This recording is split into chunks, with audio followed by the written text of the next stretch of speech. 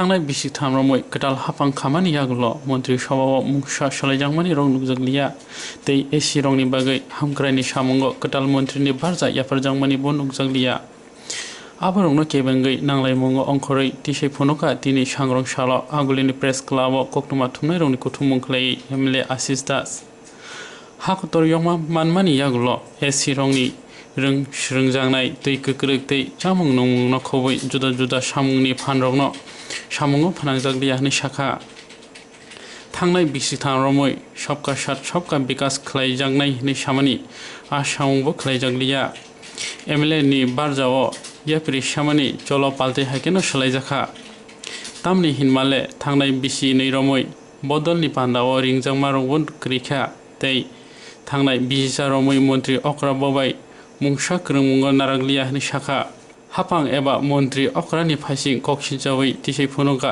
MLA Ashish दास।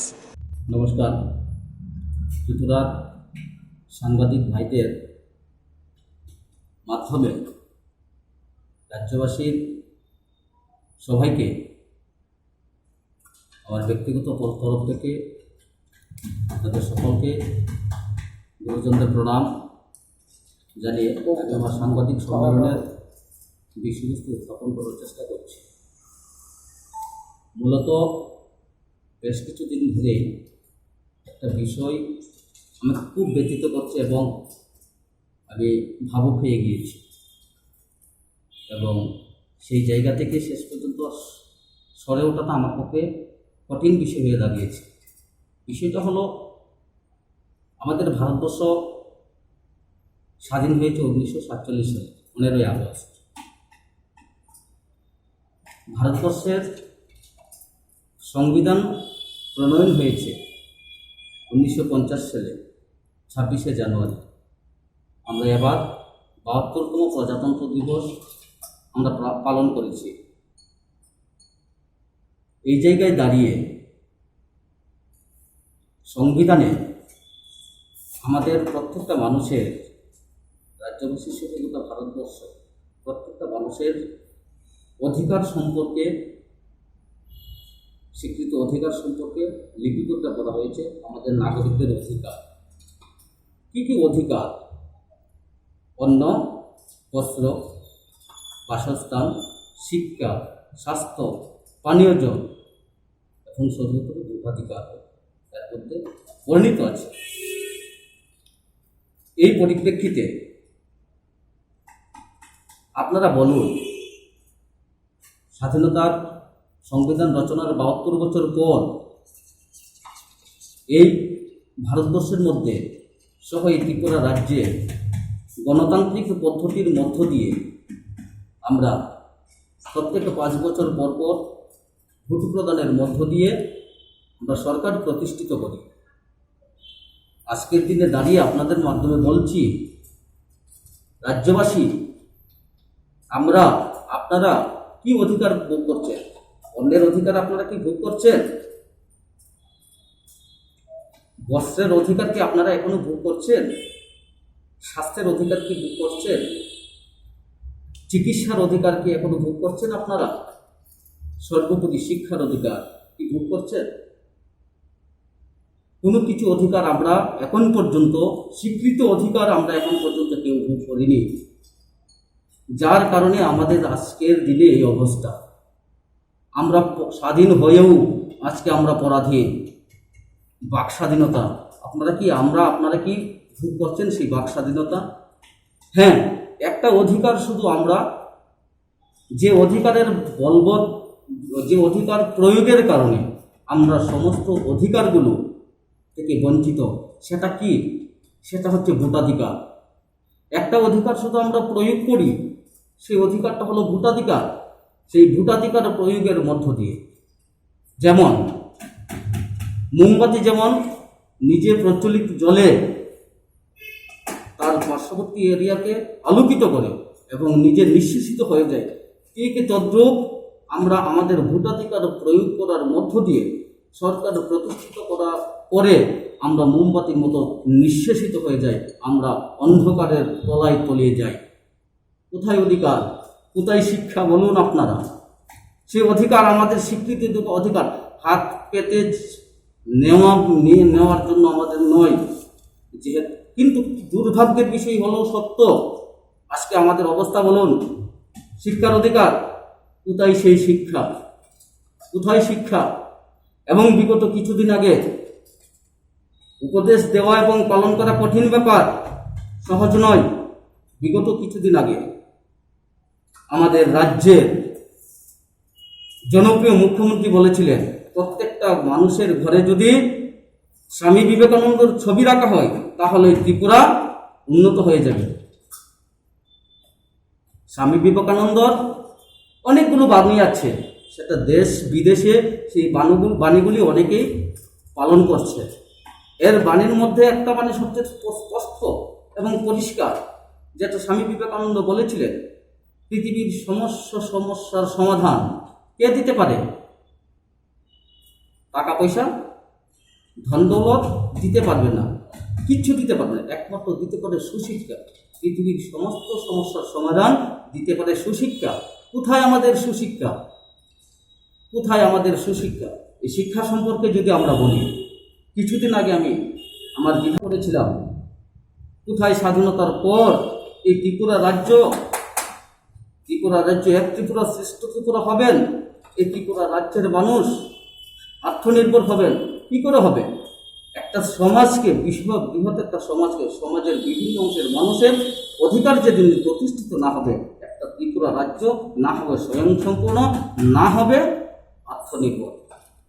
উদাহরণস্বরূপ যদি আমি বলি, ত্রিপুরা রাজ্যের মধ্যে 52টি চা পাতা বাগান আছে, এবং চা পাতা বাগানের যে এলাকার যে উন্নয়ন, শিক্ষা, স্বাস্থ্য, চিকিৎসা, অর্থনীতি, সব দিক দিয়ে 1947 সালের পর ভারতবর্ষের বিভিন্ন স্টেট থেকে পাতা গাছ নাড়লে টাকা পয়সা ঝরে, তার ভিত্তিতে ত্রিপুরা রাজ্যে এসেছিল ইউপি, বিহার, উত্তরপ্রদেশ, উত্তরাখণ্ড থেকে।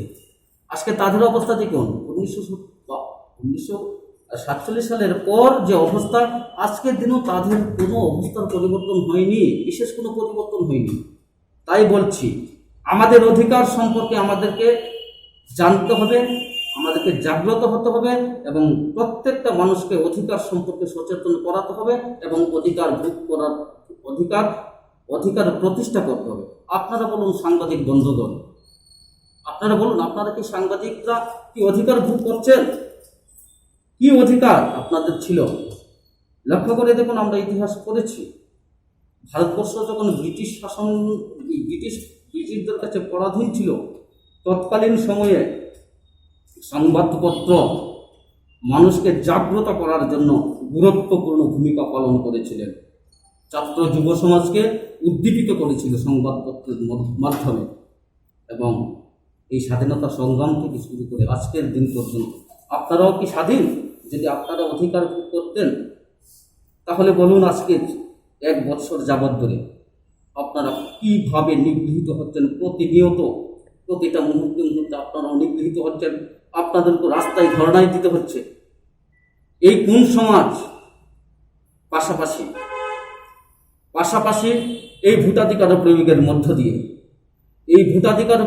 মধ্য দিয়ে আমরা সাধারণ মানুষ মোমবাতির মতো নিঃশেষিত হয়ে যাচ্ছি। আপনারা বলুন, এই সমাজের মধ্যে এই যে ধনী গরিবের পার্থক্যটা কেন এবং কোথায়? মানুষ একটা শ্রেণী, খুব কম একটা শ্রেণী খুব ধনী হচ্ছে, আর বৃহৎ একটা শ্রেণী দিনের পর দিন গরিব থেকে গরিব হচ্ছে। কেন? তারও কারণ আছে। তার কারণ, সরকারি যে সুযোগ সুবিধা আমরা সরকার প্রতিষ্ঠিত করার পর, সরকারি সুযোগ সুবিধাগুলো শুধু একটা শ্রেণীর অংশের মানুষ যারা রাজনীতির ক্ষমতার মধ্যে বসে আছেন, তাদের একটা শ্রেণী এবং তাদের নিকটাত্মীয়, তারাই শুধু ভোগ করে যাচ্ছেন সরকারি সুযোগ সুবিধাগুলো, যার জন্য তার একটা শ্রেণী শুধু বড় হচ্ছে। প্রসঙ্গত, স্বাধীনতা সংগ্রামের ইতিহাসের পরে রাজনীতি আমি কেন করব? আমার রাজনীতি করার অধিকার আছে, আমি রাজনীতি দল করছি, আমাকে জনপ্রতিনিধি বানানো হয়েছে। আমার কি করার মানুষের প্রতি আমার কি দায়িত্ব? আমার দায়িত্ব প্রত্যেকটা মানুষের অধিকার ফিরিয়ে আনা, প্রত্যেকটা মানুষের অধিকার নিয়ে কথা বলা, প্রত্যেকটা মানুষকে সরকারি সুযোগ সুবিধা পাইয়ে দেওয়ার দেওয়ার প্রশ্ন ওঠে তাদের সঙ্গে থাকা। কিন্তু আমরা কি করছি আজকের দিন পর্যন্ত ত্রিপুরার ইতিহাসে? আমার মনে হয় না রাজনীতি যারা করছেন দলমত নির্বিশেষে, আমি বলছি না আজকে কংগ্রেস, সিপিএম, তৃণমূল, বিজেপি কাউকে আমি করছি না, শুধু এইটুকুই বলছি, আপনারা বলুন, ওকে হাত দিয়ে বলুন, রাজ্যবাসী এই আপনাদের অধিকার সম্পর্কে কোনো দল আপনাদেরকে অবগত করেছে কি? আপনাদের অধিকার যদি অবগত করানো হতো এতদিন পর্যন্ত, তাহলে আজকে আশিস দাসের এই জায়গায় বসতে হতো। এই রাজ্যের প্রত্যেকটা মানুষের অধিকার, শিক্ষক কর্মচারী থেকে শুরু করে সাংবাদিক বন্ধুদের, পুলিশ অফিসার থেকে শুরু করে প্রত্যেকটা নাগরিকের অধিকার সুরক্ষিত যতক্ষণ পর্যন্ত আমরা না করতে পারবো ততক্ষণ পর্যন্ত আমরা আমাদের কাছে একটা চ্যালেঞ্জ হয়ে থাকবে। হ্যাঁ, আমি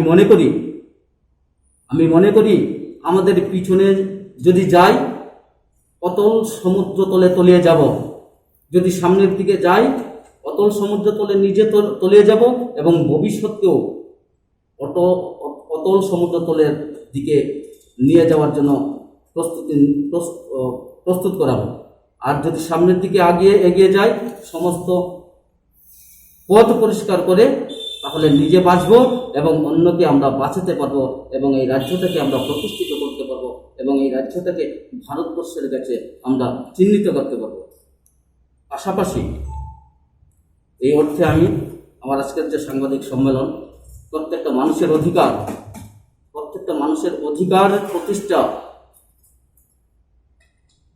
এবং প্রত্যেকটা মানুষকে সরকারি সুযোগ সুবিধা, সঠিক মানুষকে বেনিফিশিয়ারিদের সুযোগ সুবিধা যদি না দেওয়া হয়, সামাজিক বৈষম্য আরও বাড়বে।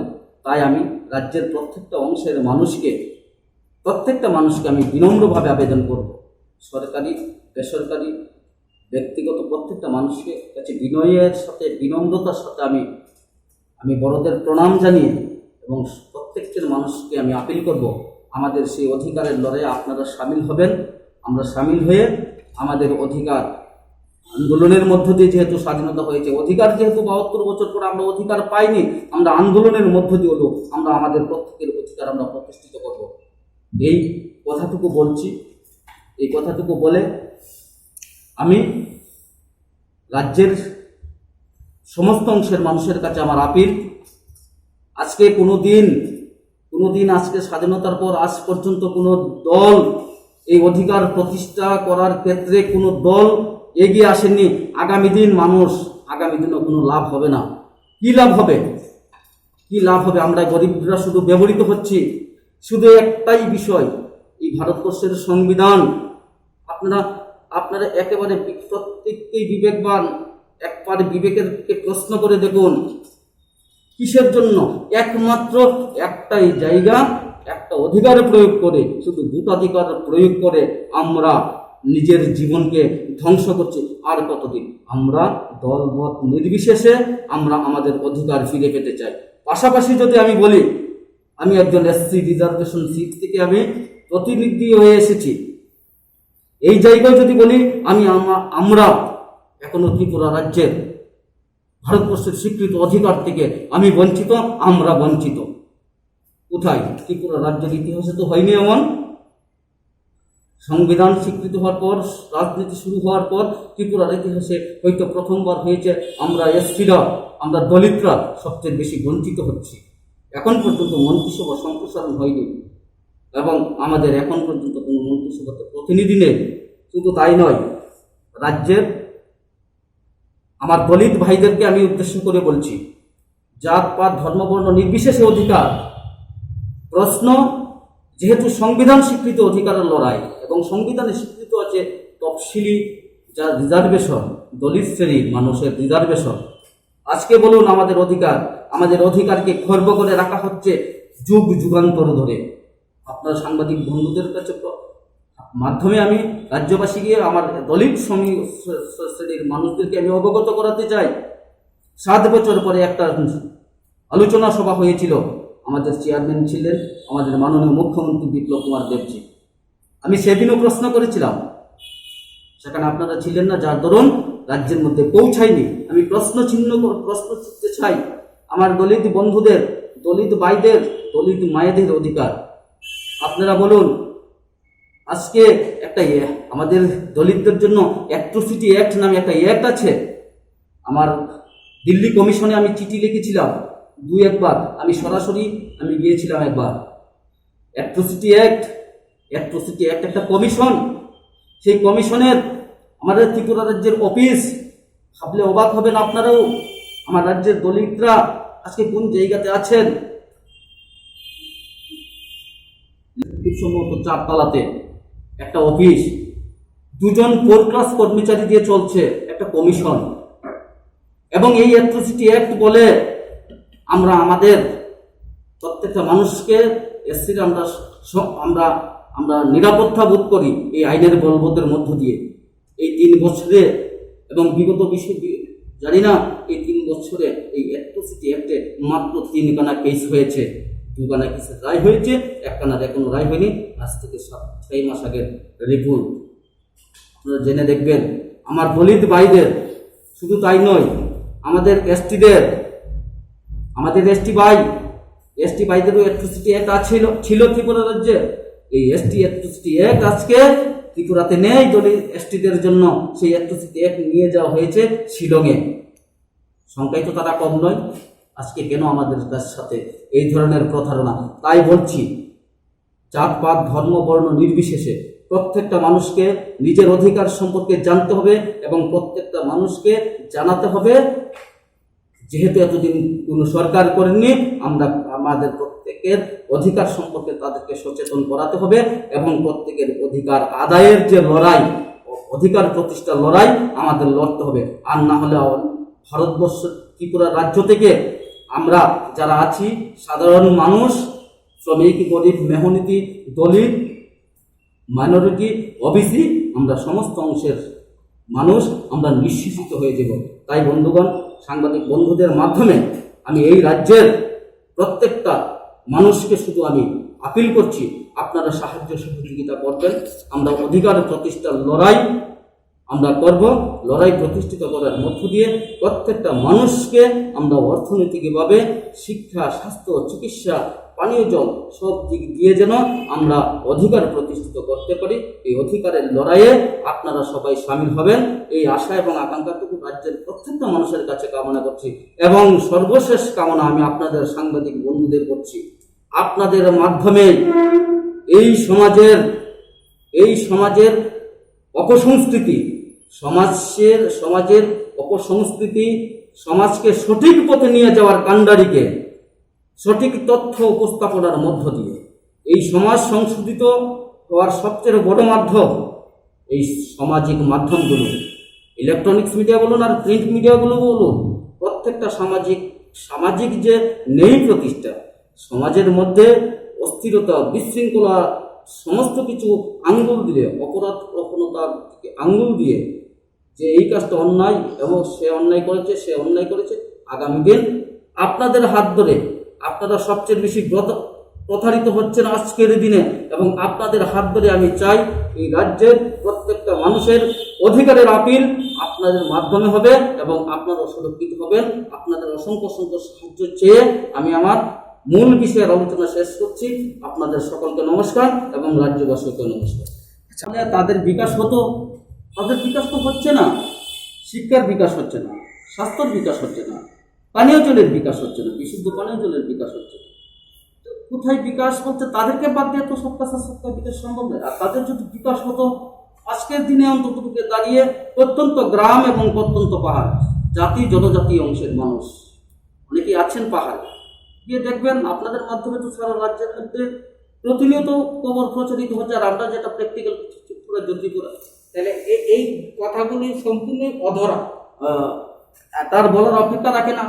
তাদের মধ্য দিয়ে তো উঠে আসছে বিষয়গুলি। আচ্ছা, আরেকটা বিষয়, আপনি যেহেতু একটা সদলীয় বিধায়ক, নিশ্চয়ই আপনার মানসিকতা আছে জনসাধারণের জন্য কাজ করার জন্য। আপনি কি কোনো কাজ করতে গিয়ে আপনি কি মনে করছেন যে আপনাকে সরকার সহযোগিতা করছে না, আপনি সঠিকভাবে কাজ করতে চাইছেন মানুষের জন্য, কিন্তু আপনি সেই সহযোগিতাটা সঠিকভাবে পাচ্ছেন না? যদি পেতেন তাহলে সমাজের জন্য কিছু একটা করতে পারতেন। কি বলবেন যে সরকারের ভূমিকাটা কি আপনার জন্য একজন বিধায়ক হিসেবে? এই বিষয়ে আমি বেশ কয়েকবার আলোচনা করেছি, বেশ তিনটা প্রোগ্রামের মধ্যে। আপনারা জানেন সেই বিষয়গুলো, 3টা প্রোগ্রামে আলোচনা করেছি।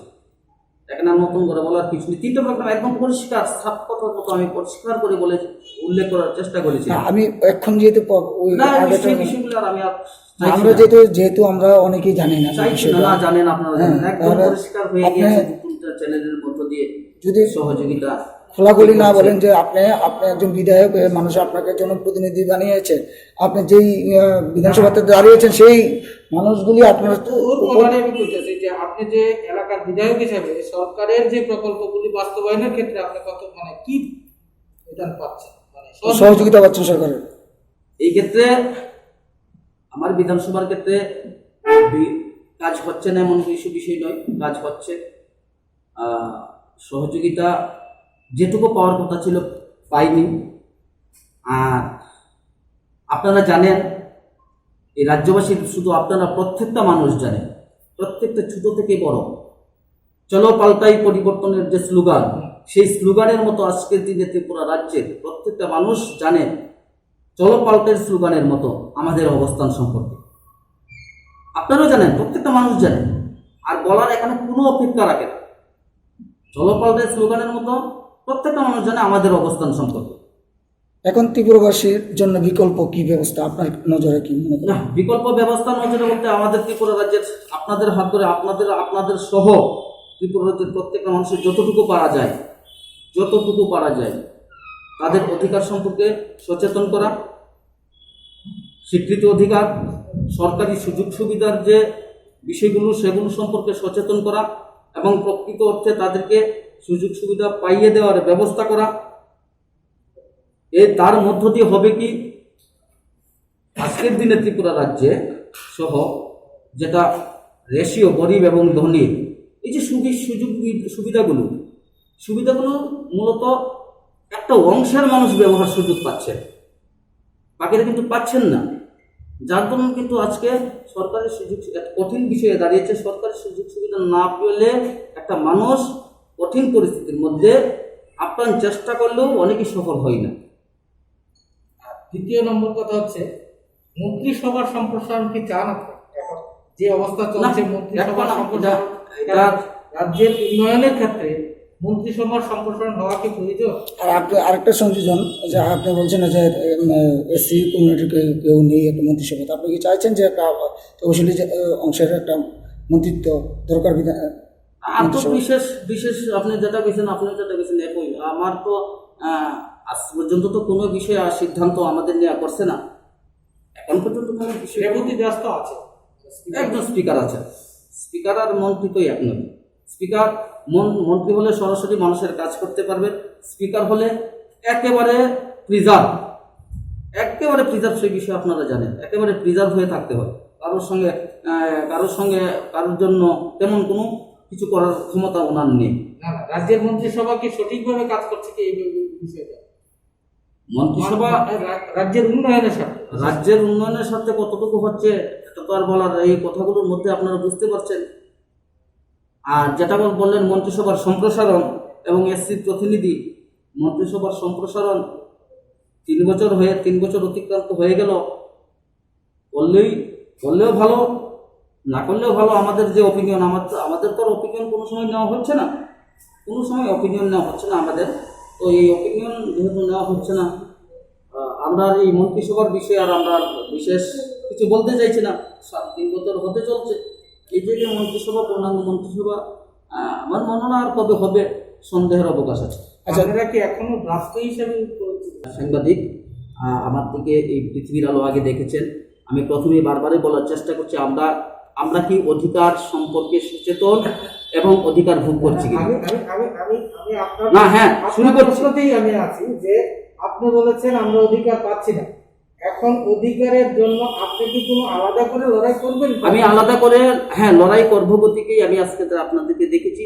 আপনাদের মাধ্যমে আমি রাজ্যবাসীকে এবং আপনাদেরকে সাহায্য চাইছি, আপনাদের সাহায্য আমি সর্বাগ্রে চাইছি, রাজ্যবাসীর সাহায্য চাইব এবং লড়তেই হবে আমাদেরকে।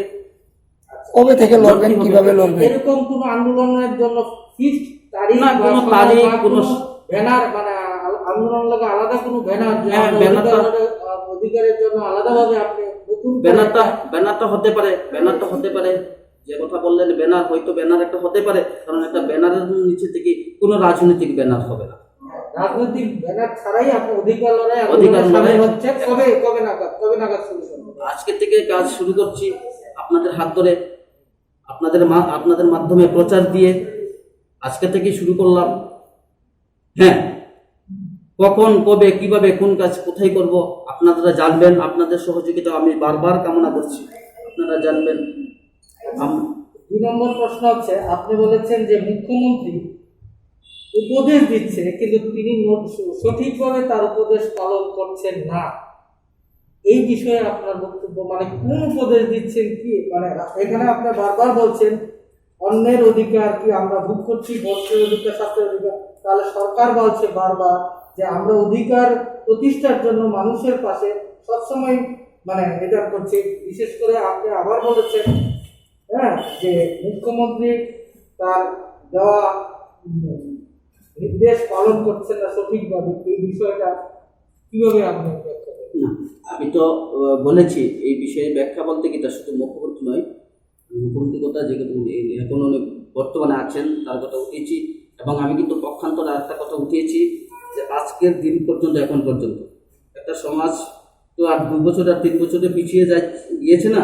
এই সমাজটা দীর্ঘ একটা প্রক্রিয়ার মধ্য দিয়ে, আমরা বঞ্চনার শিকারের মধ্য দিয়ে আমরা কিন্তু আজকে এই জায়গাতে প্রতিষ্ঠিত হয়েছি, প্রতিষ্ঠিত একটা জায়গাতে সমাজটা হয়েছে। তাহলে আপনি এই কথা শিওর যে রাজ্যে কোনো সুশিক্ষা নেই? রাজ্যে সুশিক্ষা কথার অর্থ হচ্ছে, আপনারা জানেন স্বামী বিবেকানন্দ সুশিক্ষা আধ্যাত্মিক, নেই পরায়ণতার শিক্ষা, আধ্যাত্মিকতার শিক্ষা থেকে শুরু করে বাস্তবমুখী শিক্ষা, সমস্ত কিছু শিক্ষা। মানুষ আজকের দিনে সুশিক্ষার খুবই অভাব। যদি সুশিক্ষা থাকতো, আপনি বলুন, আমি যে সমাজটার কথা বললাম, আজকে যদি সুশিক্ষা থাকতো, আজকে যে সমাজটার কথা বললাম, আজকের 52টা চা পাতা বাগানের অবস্থাগুলো আপনারা দেখুন। গ্রামের প্রত্যন্ত যে আমার জনজাতি অংশের মানুষ, প্রত্যন্ত পাহাড়ে যারা বসবাস করছে, তাদের শিক্ষাগত অবস্থানগুলো আপনারা দেখবেন কোন জায়গাতে। হ্যাঁ, একটা জায়গাতে শিক্ষা ন্যূনতম হচ্ছে, যেটা হচ্ছে শহরমুখী শিক্ষা, ন্যূনতম কিছু হলে হচ্ছে, কিন্তু প্রত্যন্ত গ্রামাঞ্চলে এবং আমার প্রত্যন্ত পার্বত্য ত্রিপুরা, আমার জনজাতি অংশের যে মানুষের বসবাস, প্রত্যন্ত গ্রাম, প্রত্যন্ত পাহাড়, সেই জায়গাতে শিক্ষার অবস্থাগুলো আপনারা দেখুন। যেটা দেখা গিয়েছে, প্রত্যেক বছর মাধ্যমিকে অনেক স্কুল ড্রপ আউট হচ্ছে এই প্রত্যন্ত পাহাড় অঞ্চলে। যদি ভালো শিক্ষার ব্যবস্থা থাকতো তাহলে ড্রপ আউট হওয়ার কোনো সম্ভাবনা ছিল না।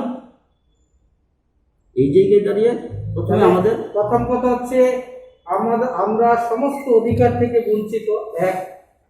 2 নম্বর হচ্ছে মুখ্যমন্ত্রী তার সঠিক উপদেশ পালন করছেন না, তিনি শুধু বানিয়ে দিয়ে যাচ্ছেন। 3 নম্বর হচ্ছে এক ত্রিপুরা শ্রেষ্ঠ ত্রিপুরা। এই স্লোগান কি কতটুকু কার্যকর রাজ্যে? এই স্লোগান কতটুকু কার্যকর এবং বাস্তব আপনারা সবাই দেখতে পাচ্ছেন। আমি প্রথমেই বললাম, বিশেষ একটা শ্রেণীকে বাদ দিয়ে, বিশেষ একটা ব্যবস্থাপনাকে বাদ দিয়ে শ্রেষ্ঠ ত্রিপুরা কিভাবে হবে?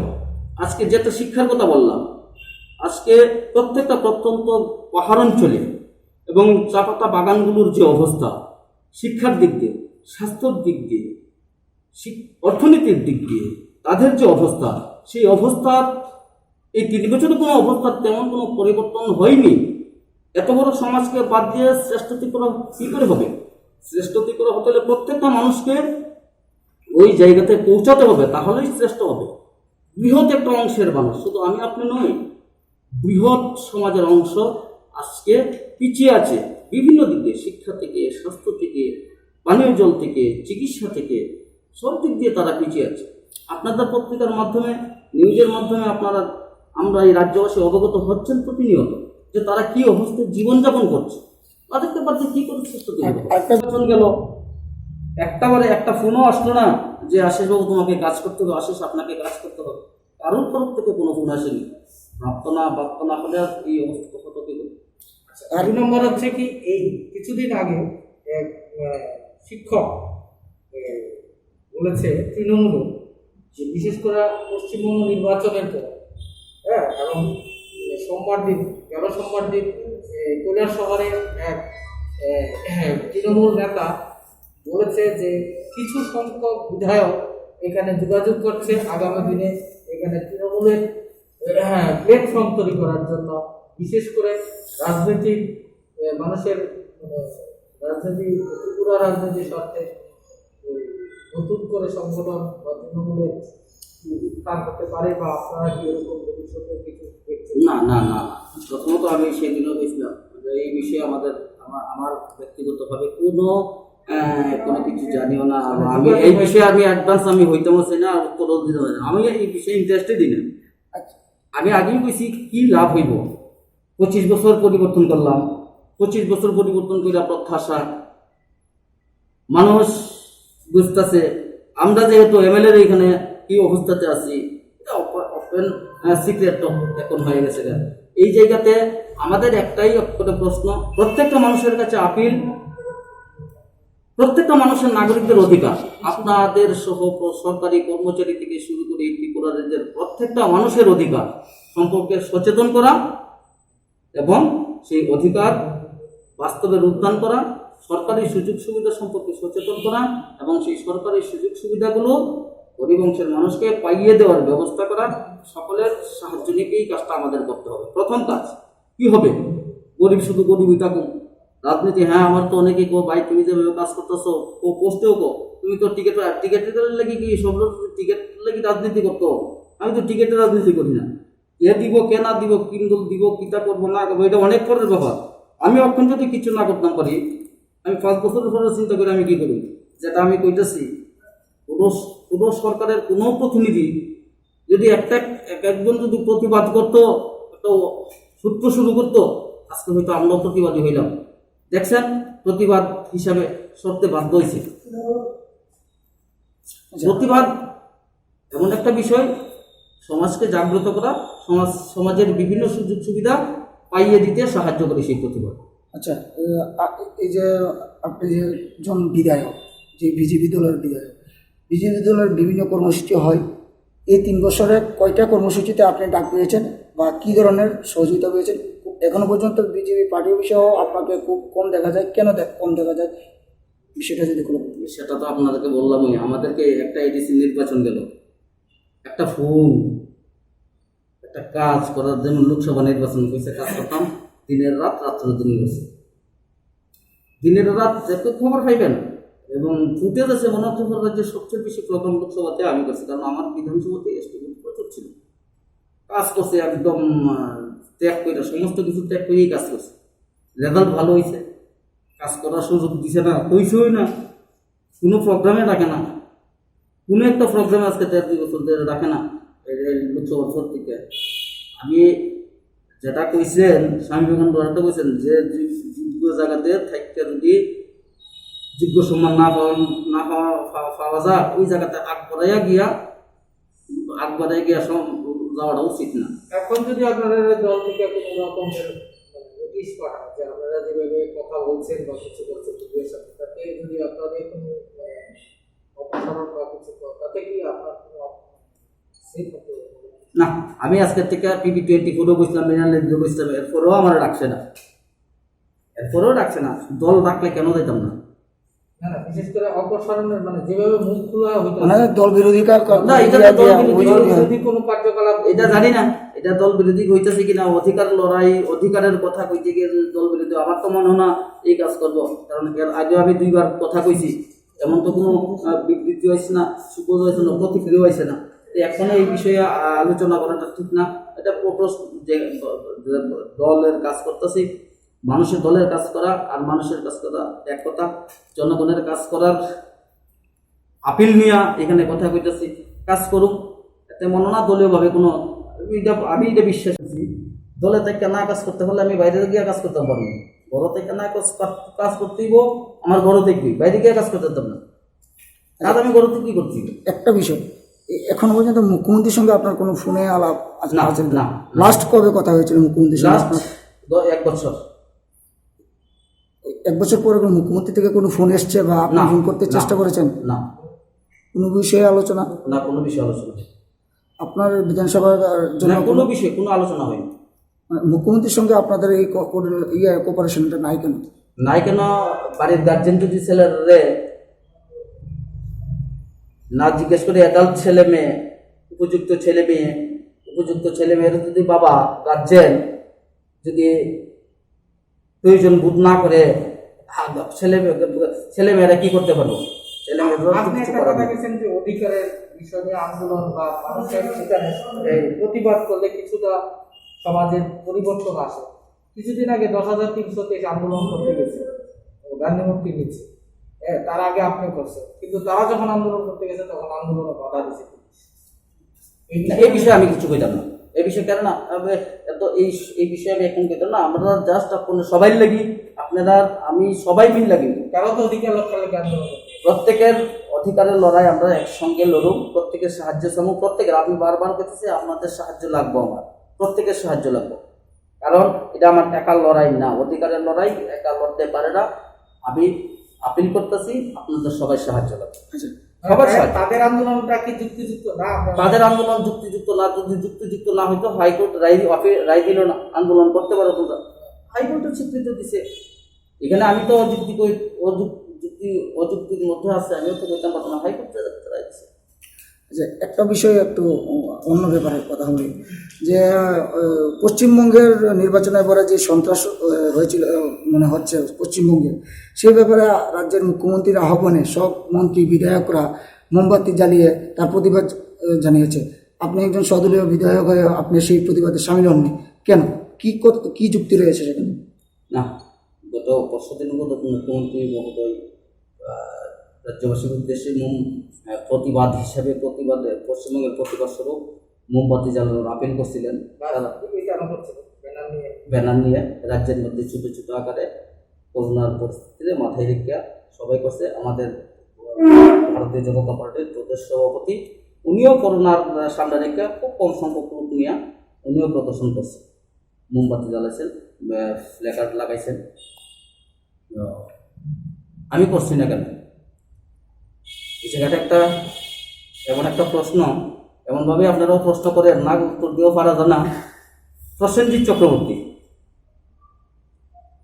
চক্রবর্তী কে মারলো, কে না মারলো কেউ জানে না, কিন্তু প্রতিবাদ করা উচিত ছিল। আমাদের পুরান বর্ষেন কার্যকর্তা মাইর খেয়েছে, কোনো প্রতিবাদ আইনি। সদ্য সমাপ্ত ত্রিপুরাতে একটা নির্বাচন সম্পন্ন হয়েছে, এডিসি নির্বাচন। কে মারছে, কারা মারছে, কীভাবে মার খেয়েছে আমার বলার দরকার নেই, কিন্তু ভারতীয় জনতা পার্টির কার্যকর্তারা, জনজাতি কার্যকর্তারা অনেকভাবে আক্রান্ত হয়েছেন। আপনাদের মাধ্যমে সারা রাজ্য পাইছে, আক্রান্ত হয়েছেন। একটা মোমবাতি তো কেউ জ্বালানোর কথা কইল না।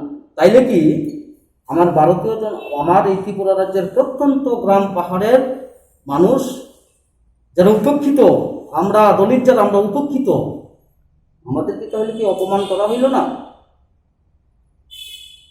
মার থেকে মাসির দরদ বেশি, তাই আমিও জ্বালাইছি না। জ্বালাইলাম, 100 বার জ্বালাইলাম। আগে কিছু করোনার সময় জ্বালাইছি, শঙ্ককাশি বাজাইছি, কিন্তু পরপর 2-3টা ঘটনা প্রত্যক্ষ করার পর এই জায়গাটা আমি মান্য নিতে পারছি না।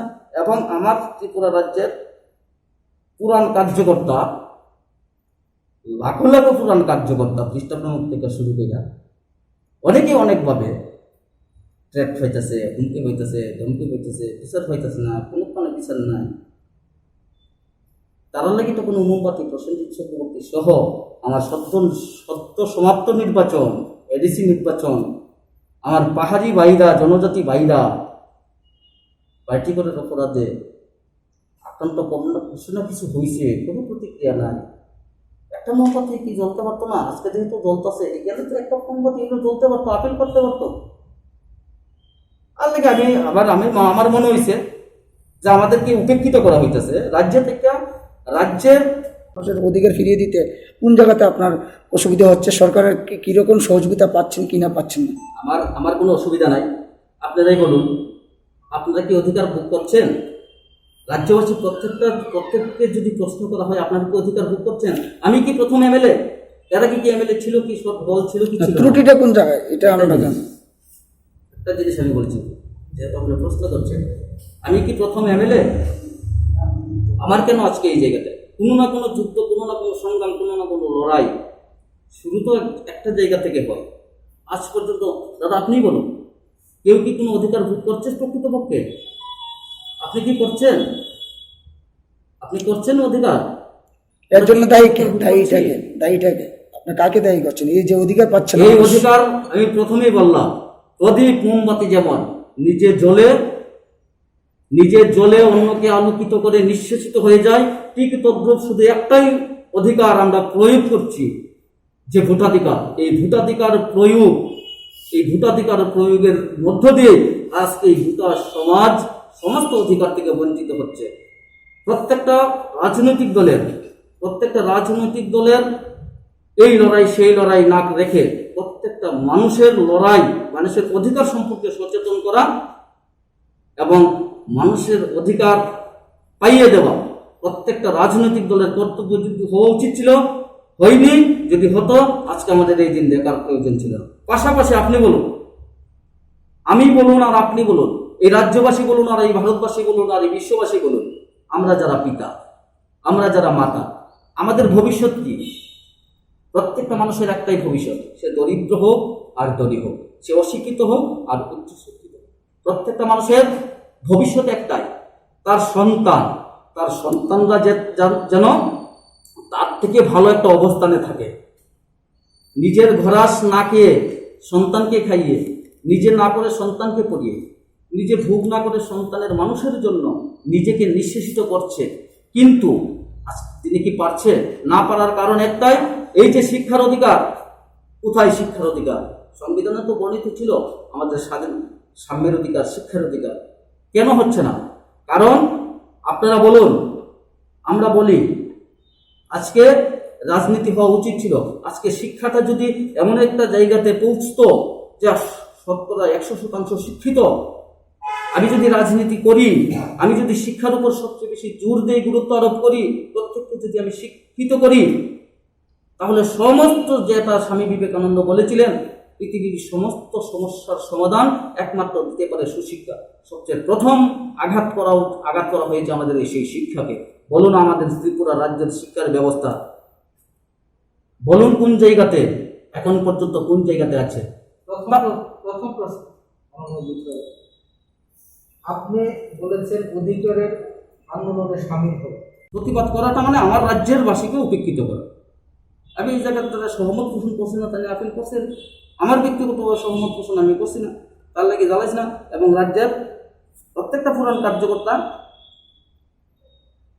যেভাবে হইতেছে এই জায়গাটাতে সহমত পোষণ করতেছি না, তার লাগে জ্বালাইছি।